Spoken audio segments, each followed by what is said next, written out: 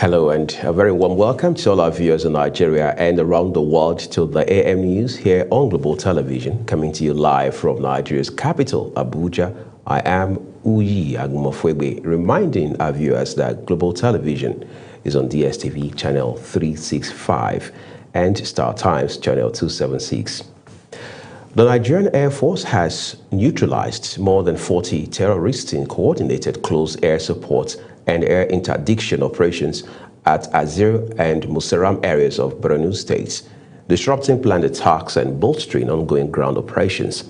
This was contained in a statement released by Director of Public Relations and Information of the Air Force, Air Commodore Ehime Edojame in Abuja. He said the operations were conducted by the air component of Operation Hadinkai, following actionable intelligence and in close coordination with troops in contact. The Director of Public Relations and Information of the Air Force also said in the early hours of January 16 swiftly responded to a distress report at Azir, where troops were engaged with terrorists withdrawing from the area.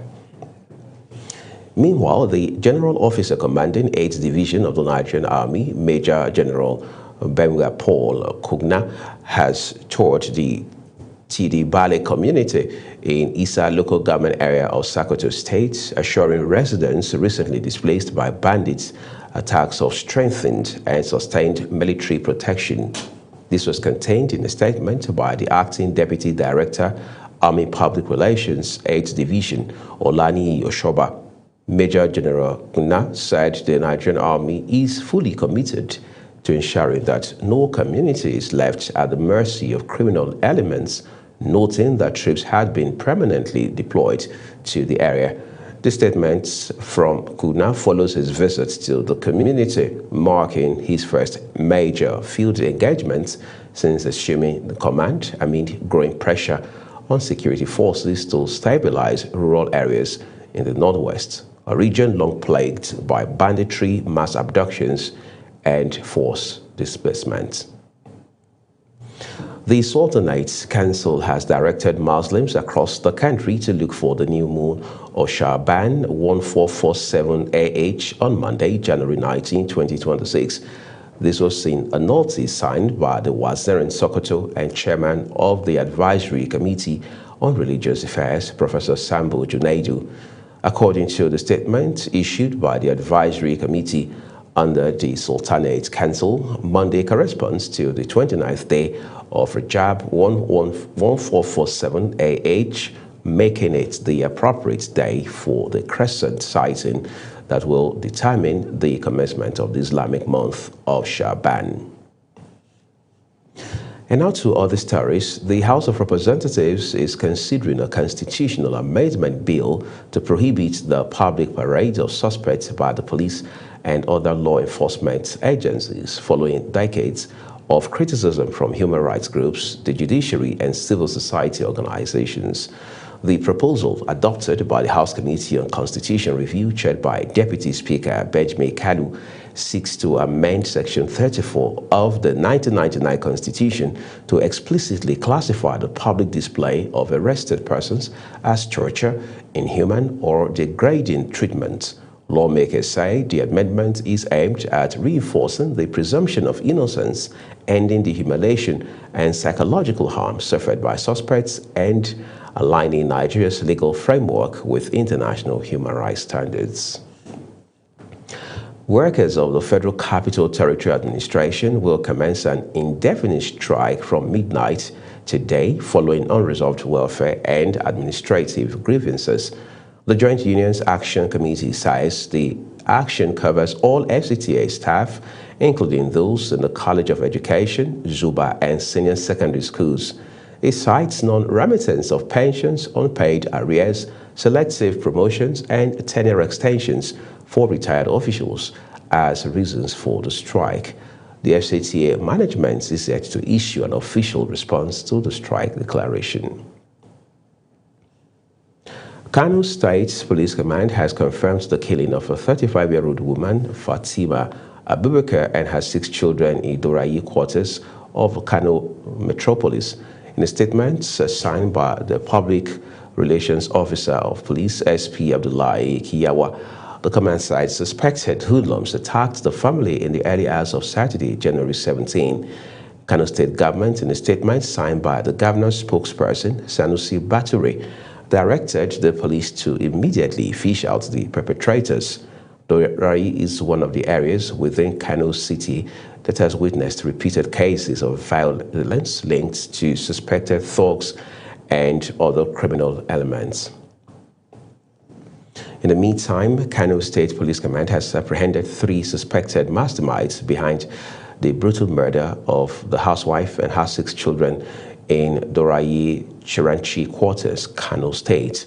A statement issued by the command said a team of police crack operatives successfully arrested the suspects, namely Umar Awalu, Isiaku Yakubu, and Yakubu Abdulaziz during a sting operation that lasted hours. Leader of the syndicate, Umar Awalu, a nephew to the deceased housewife, confessed to the crime and admitted that the same syndicate has carried out a series of gruesome killings and attacks in recent past, including the killing and burning of 2 housewives at Chundunyola quarters in the state. The statement further noted that recoveries from the suspects included 4 clothes with bloodstains, deceased 2 mobile phones, a cutlass, a club, and some amount of money robbed at the scene, as well as dangerous weapons. Kano State Police Command commended the efforts of the police officers involved in the operation, members of the public for their prayers, support, encouragement, and cooperation, assuring the public of its commitment to bringing perpetrators of such crimes to justice. And we understand the immediate past national chairman of the All Progressives Congress, Dr. Abdullahi Umar Ganduje, has also lent his voice to those condemning these gruesome acts of a housewife and her children in Kano State, a case that is now being handled by the Kano State Police Command. And to other stories now, the Deputy President of the Senate, Senator Jibrin Barau, has commended Kano State Police Command for the arrest of 3 suspects over the gruesome murder of the housewife and her 6 children in Dorai Chiranchi quarters of the metropolis. Senator Barau, in a statement by Special Advisor on Media and Publicity, Malam Ismail Mudashir, described the arrests as soothing news and called for a speedy trial of the suspects. River State Governor Siminalayi Fubara has reaffirmed his authority as governor, pledging to maintain peace and protect lives and property across the state.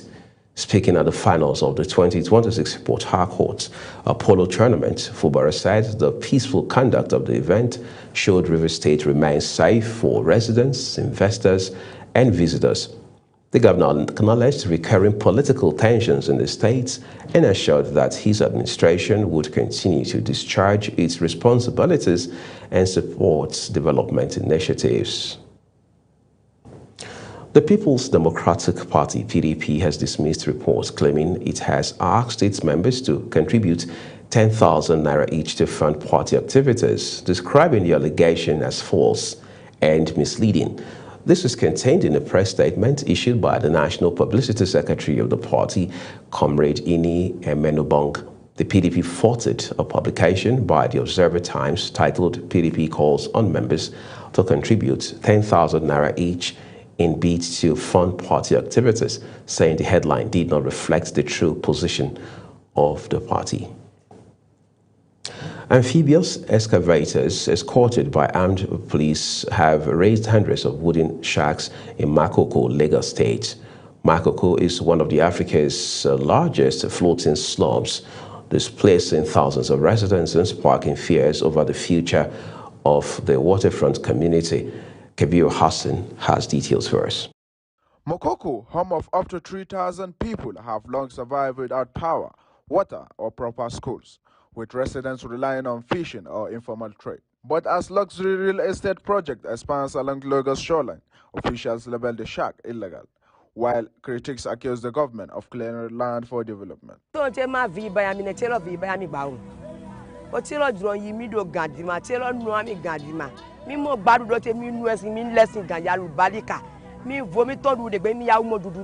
The demolition have upended lives. Many residents report losing homes, shops, and even schools, leaving them unsure of where to go next. I'm no longer going anywhere because of what is going on. I'm a teacher. I also do some small business, but because of eviction, I couldn't do. My house has been demolished. My shop has been demolished. Even the schools where I used to teach, some of them has also been demolished. Experts say crisis highlights the policy and planning challenges in Lagos, adding that slums are a global phenomenon, not unique to Lagos. Country where people are living under the bridges, paying as high as 180,000 for a room under the bridges, and for a country where several apartments in the high-end area of the city were vacant, then there's a disconnection, there's a problem of policy, there's a problem of implementation, there's a problem of government redefining and positioning the market. No one loves to say it's slum. But slum is also not cancer. Slum is a phenomenon all over the world. There's no part of the world that you don't have slum. They have slum in America.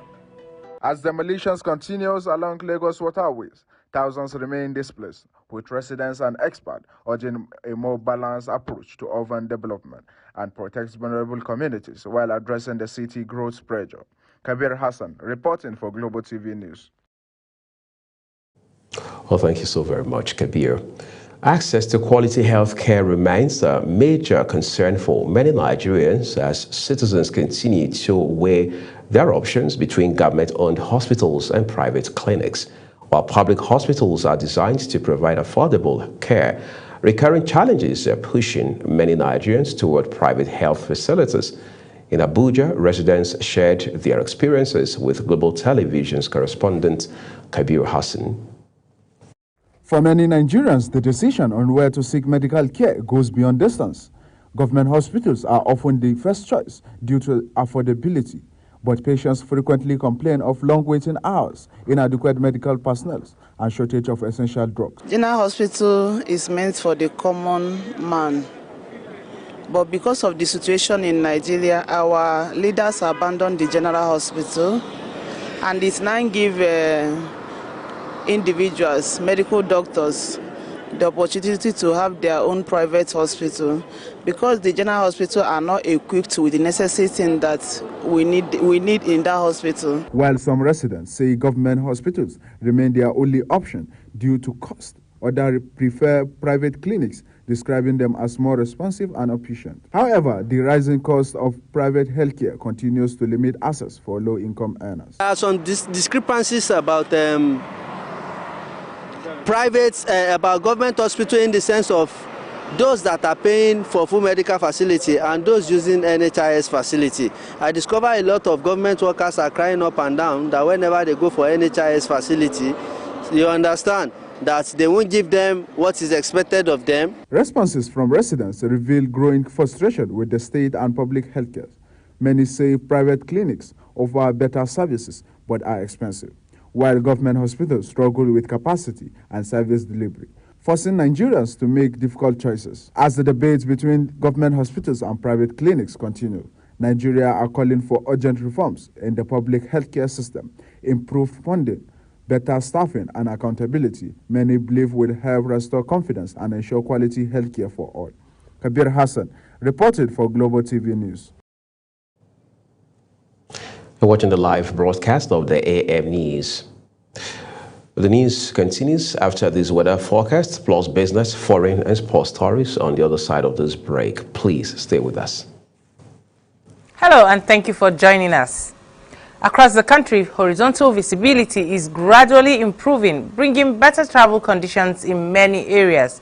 Temperatures are also on the rise in most cities, so expect warmer days ahead. However, residents in parts of Kebbi, some parts of Kano, the Federal Capital Territory and Niger State should know that moderate dust haze may reduce visibilities to 2 to 5 kilometers. Motorists are advised to drive cautiously, and those with respiratory conditions should limit prolonged outdoor activities. Further south, we're expecting cloudy conditions across the southern regions, which could later develop into isolated thunderstorms during the late afternoon and evening hours, especially in parts of Lagos, some parts of Cross River, Akwa Ibom, and Bayelsa State. Aviation operators are also advised to obtain the latest weather updates via the NIMET eFlight folder portal to support safe and efficient operations. And that's the latest weather update. Stay informed and stay safe. Thank you for watching.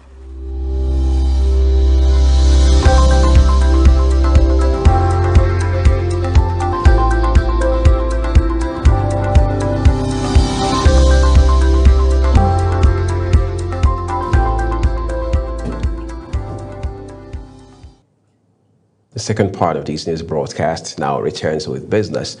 The Naira has weakened to 1,490 per dollar at the parallel market, pushing the exchange rate gap with the official market to its widest level in 11 months. This is according to data from the Central Bank of Nigeria's official market update for the third trading week of January 2026.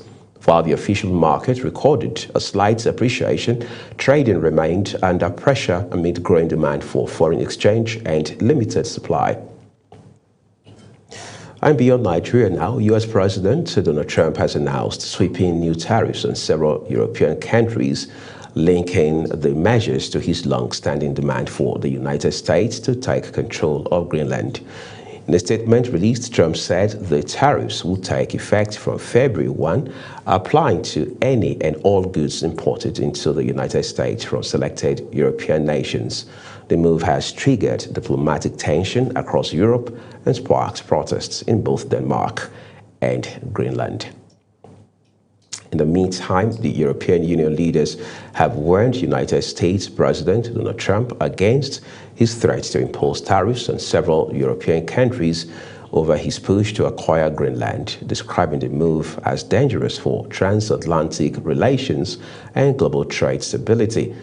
European Union President Ursula von der Leyen and European Council President Antonio Costa said tariffs could trigger a damaging downward spiral, reaffirming the EU's unity and full solidarity with Denmark and the people of Greenland, while Cyprus convened an emergency meeting of EU ambassadors in Brussels. On the foreign scene, residents of Uvira in Eastern Democratic Republic of Congo remain uncertain about their future after M23 rebels again announced plans to withdraw from the city as fighting continues in surrounding areas. The armed group says it will hand over security responsibility to the international community, withdraw from protecting the city, and called for the deployment of a neutral force to safeguard civilians and key infrastructure. Locals, however, say they remain skeptical, noting that this is not the first time such an announcement has been made. Despite the pledge, the security situation remains fragile, with reports of clashes between Wazalendo fighters and M23 rebels around Uvira. Syria's information minister says an important announcement is expected soon on talks with the Kurdish-led Syrian Democratic Forces, SDF, over a possible ceasefire and integration into the Syrian army. The comments came as Syrian forces reports major gains in the north, including the capture of the strategic town of Takba during a rapid advance towards Raqqa. The government's push into Kurdish-run areas follows a decree by President Ahmed al-Shara recognizing Kurdish as a national language. Meanwhile, Syria's army says 4 soldiers were killed in attacks by Kurdish fighters, while the SDF confirms losses but has not released figures. The Palestinian Committee, as tasked with overseeing the future administration of Gaza as part of a U.S.-backed ceasefire plan, has released what it says is a mission statement laying out its key priorities and goals. The General Commissioner of the National Committee for Gaza Management, Ali Shath, said the technocratic body would seek to restore core services and cultivate a society rooted in peace.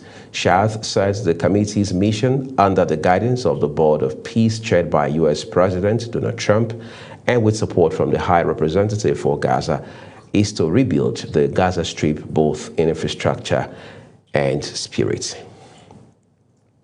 Let's take you to the world of sports now. The final of the 2025 Africa Cup of Nations AFCON had been played yesterday at the Prince Moulay Abdallah Stadium in Rabat, where host Morocco were facing Senegal side. Morocco was aiming to win the title for the first time in 50 years, while Senegal were chasing another continental crown after their 2022 AFCON victory, and incidentally, that match was won 1-0 in favor of the Senegalese side, and that is quite a landmark for the people of Senegal.